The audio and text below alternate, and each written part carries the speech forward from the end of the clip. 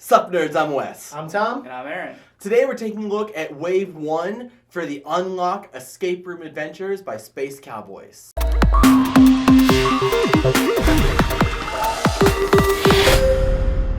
In this review, we're going to try and give you zero spoilers. We're just going to talk about our experiences and, how we perceive this game and how we had fun playing them. Snape kills Dumbledore. Oh man, I was about to say Bruce Willis is dead the whole time. The Bible's written in Braille. He doesn't actually have schizophrenia. The village is in modern day. Samuel L. Jackson is the real killer. Anakin is Darth Vader. It's all taking place in the guy's head. The hotel isn't real. Edward Norton and Brad Pitt are the same guy. Chewbacca dies first in the books. The dead guy in the middle of the floor isn't actually dead. That's Jigsaw. Jigsaw is Kevin McAllister from Home Alone. So Okay. I said no spoilers about the games. So the Unlock games take an interesting mechanic in giving you that escape room experience at your own game table, where they don't have room set up and envelopes and all of that. They just have cards with numbers and letters in the back.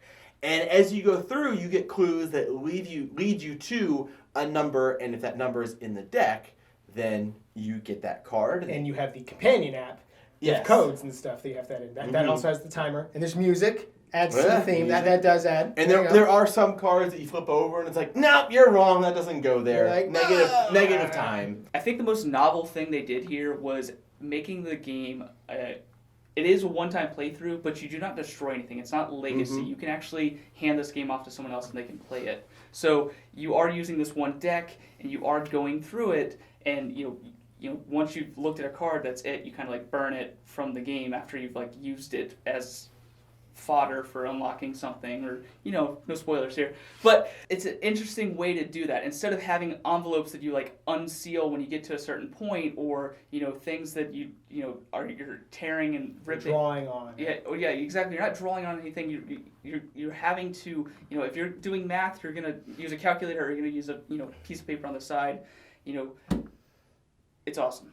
Yeah, because we actually didn't play all of these together. I think Sausage and Squeak actually, Tom played it first, and then we played it in the group, and Tom was there, and he kind of gave us hints when we needed them, but didn't. He kind of just watched from outside and experienced us playing it. And I do want to comment on that. That wasn't not fun. It was during a hurricane recently. Me and Wes and his wife, who's my sister, and my other sister, we were kind of all just stuck in one house, and we had that, and I was like, I already played this one, but you guys can play it, and I'll kind of moderate over.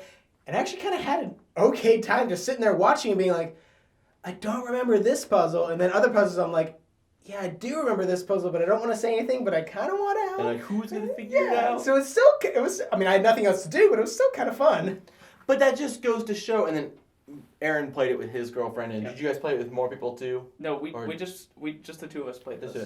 But that's just to show that, there's a lot of negativity on these games that you can only play through once. There's zero replayability once you play it, you've played it.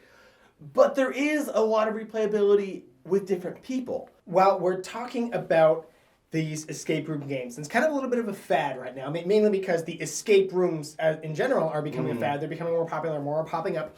And I do want to take a quick second to kind of address sort of the elephant in the room. This Unlock, as well as all the other escape room board games, are selling them to you in that, you get all the fun of an actual escape room for a fraction of the cost, and you get to do it in your own home.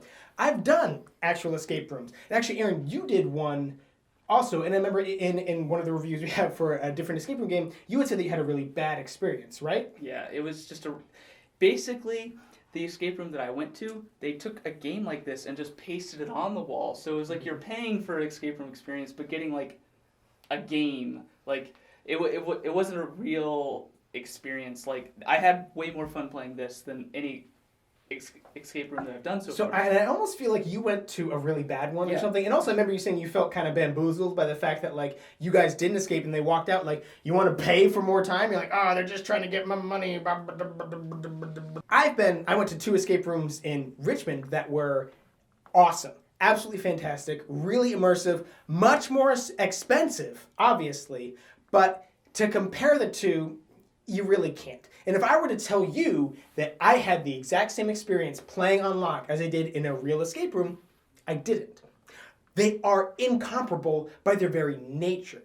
But if I were to take that experience that I had at the actual escape room and put it into a board game, this would be the best way that I can do it. And the biggest selling point for these games is, by far, the price point. The one we went to in Richmond was like $25 or $30 per person. These you can get from like, I don't, we're going to have a purchase link, so I don't want to say the actual number, but somewhere between 15 and 20, I'm going to guess, maybe. Yeah. Amazon, what's up? And that's per the whole game. Or your local gaming Go store. to your local, but buy the link here if you're not going to Games World Tabletop, the link we have here. Yeah. Right. But that's for the whole game, not per person. And we were saying like it's a one-time play for you, but you can hand this off to someone else and chain reaction and pyramid scheme. Ha! I will say this is like the cleanest of all the escape room games I've played.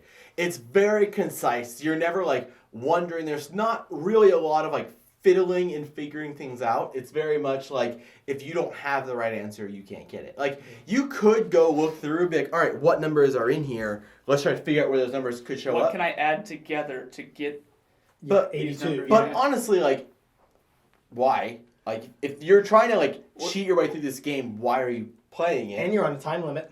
Yeah, you're on a time limit, and there are the numbers that like, oh, this number's in here. We can do this. Yes, and then it's like, oh, no, wrong. Minus 30 seconds. It's like, why'd you 3 put minutes. why'd you try and stick a key in a toaster? Like, don't do that. You don't know my life. You can stick other things in toasters too, but I don't recommend that either. I'm not going to say what it is. You should know what it is. I'm not Toast. gonna say it. No, toast. You don't put toast in a toaster because it's already toasted. You put bread in a toaster. And this is one of the few games where I like really like the companion app. I know there are games that do the companion app well. I'm still struggling with like bringing smartphones and tablets into gaming. Like Mansions Madness 2nd Edition, it's great. I love it. Descent Road to Legend, like it's pretty cool that you can do that. But part of me is like, but the whole reason we're doing this is to get away from the video games. Now you're putting like just whole board games into apps, and that's another video. I really did like the app integration into this game though. I do recommend that you play the easier two before you play the hard one, because I played the hardest one first. And you were drunk? And I was a little tipsy, so I did not know what was going on. Just a little bit. Because you definitely need to learn the way that this game's mechanics actually work, and like the way they subtly hide clues. Like you kind of learn that in the first two games before you get to that harder one, because I almost had no idea what I was doing. I'm like trying to look for clues and things. I'm like, guys, what am I doing? They do have a difficulty rating, and it's a 3-star thing. 2 out of 3, 2 out of 3, 3 out of 3. And also, it's not really a spoiler to say this one starts off as you split off into 2 groups, like you're on a plane and it crash lands, and you split off into 2 groups. So if in one of those groups you have an inexperienced player, like we had Aaron, it was Aaron and Wes, and then Wes had to leave early, so Wes only helped him out for like 30 minutes. It was like, I gotta go. Sorry, dude. I said 30. It was like 5 minutes. And then Wes had to go, and then Aaron's just by himself over there like, I guess I'll die. And if it is your first time playing, the boxes all do have a really quick tutorial that I think was a really good way to teach you how to play the game.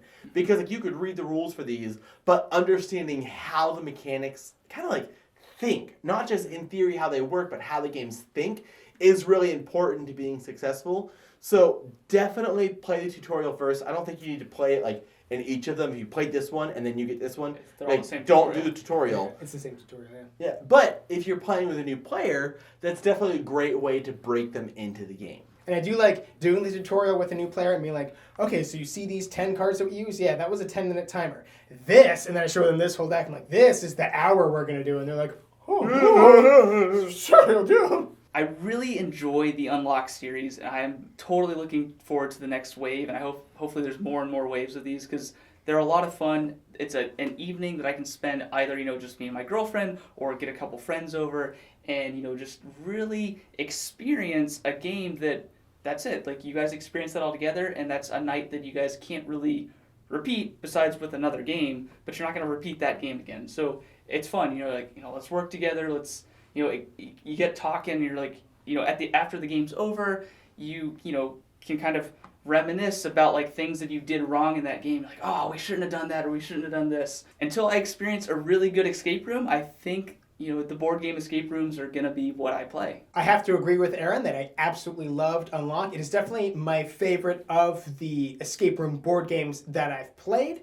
I still don't think it compares to a really good escape room if you have a good one in your town, but it is very comparable when you are considering the cost. It is a way more cost-effective way of doing it. I think also Wes said it perfectly when he said this is the cleanest version because it's just a deck of cards plus the app, and you just burn the cards, throw it back in the box when you're done with that particular clue, so you can pass this back on to somebody else. I think that really increases the value for your, whatever, 15 or 20 bucks for 6 people to play at once and then hand it off to somebody else for another 6 people to play. I mean, don't do that. Buy it twice. But for the fact that you can do that, that makes it awesome. It is super duper fun. I'm actually really enthralled and really excited to play more of these. We played these 2 kind of quick, and then this one just sat on the shelf, and I was like, I really want to play it. And I was texting these guys come on guys, when are we gonna play it? Because I really want to play it. So I definitely agree with these guys. This game is fantastic. I haven't been to an actual escape room yet. I have babies and baby, but whatever.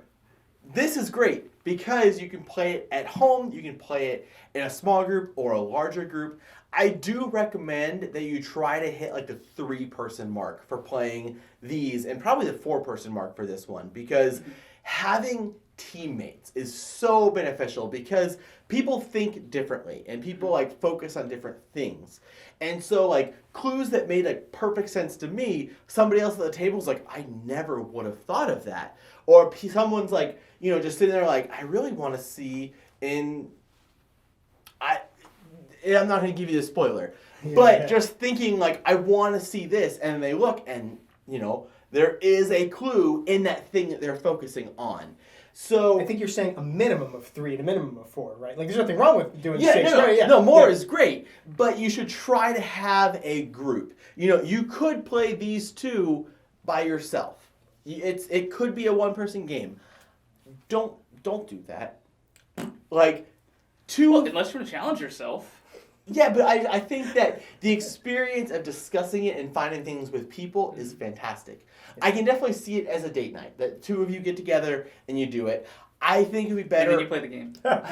Or it could work even better as a double date or more. The more the merrier with these games. I think that you get the most value out of that. I spent $12 so I could spend an evening by myself playing this game. Or I spent $12 and when I had these friends over, we had a really great time.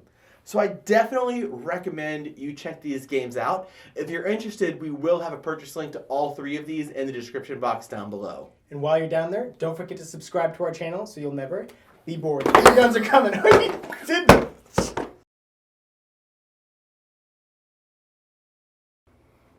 That works. Let's keep it going. Give it to me, Tom. I need to. Yeah. Oh, yes! Really? Did you get that? Oh, that's great. I linked you somewhere.